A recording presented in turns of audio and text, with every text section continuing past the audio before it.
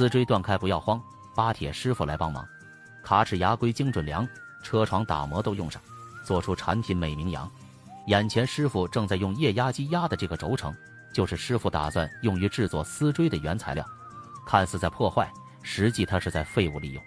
经过拆卸之后，现在我们可以清晰看到，主销的大小跟丝锥差不多一样，是一根非常好的材料。但由于它自身过硬，在车销之前，师傅还需要对它进行退火处理。一般的退火温度为100度以上，600度左右。在这个温度范围内，半轴材料的晶体结构会被重新排列和改善，提高其可塑性和加工性能。在退火处理完成后，师傅将主销拿到车床这边进行车销加工。他首先使用普通的螺纹刀加工外缘，让它表面变得亮当当，同时车出所需的轮廓。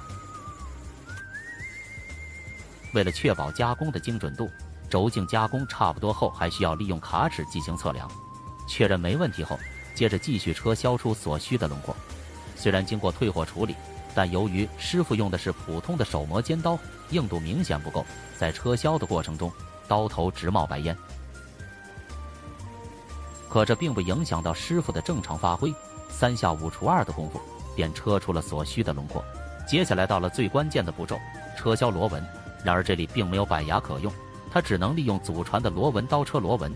这把螺纹刀上次使用的时候已经是上次了，所以这次需要用牙龟进行测量后才能进行车螺纹工作。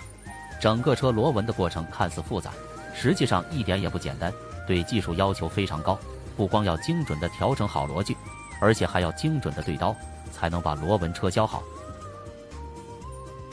螺纹加工完成后，师傅还需要使用锉刀进行倒角打磨，以去除工件表面的毛刺，使其更加光滑。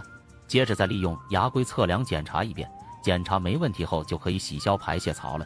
虽然这里没有洗床，但他想到了一个极其巧妙的方法，他将直磨机直接安装到刀架上，以利用这个直磨机来洗消丝锥的排泄槽。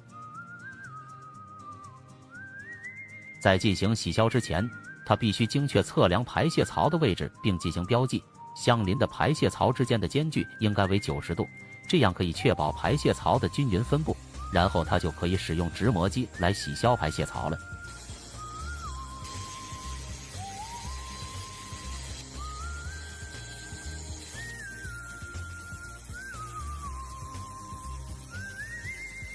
排泄槽洗消完成后，一个丝锥的轮廓就呈现出来了。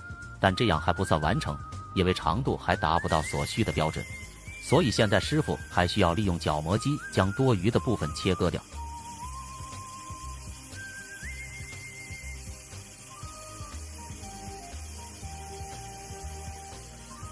切割出所需的长度后，再次利用螺纹刀加工没加工过的外缘，让它变得平整光滑。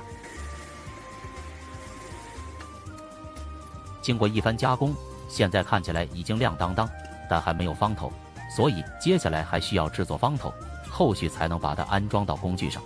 接下来的操作就离谱了，为了能在打磨时精准无误差，师傅直接利用角磨机安装到车床爪牌上，丝锥则被固定到刀座上，这样只需挪动刀架到角磨机上，便可以进行精准的打磨。这种操作还是头一次见，感觉还是挺实用的。果然是，只要思想不滑坡，办法总比困难多。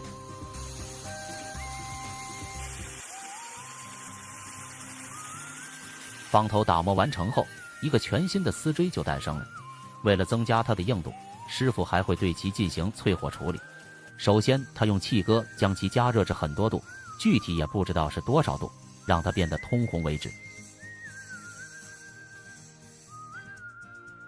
将头部烧至红彤彤后，再放入淬火油中，迅速冷却，这样它就会变得很硬。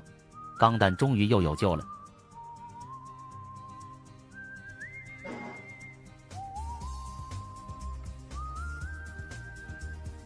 就这样一个高质量的丝锥就制作完成了，为师傅高超的手艺点赞。我不是在跟你商量，我是在求你。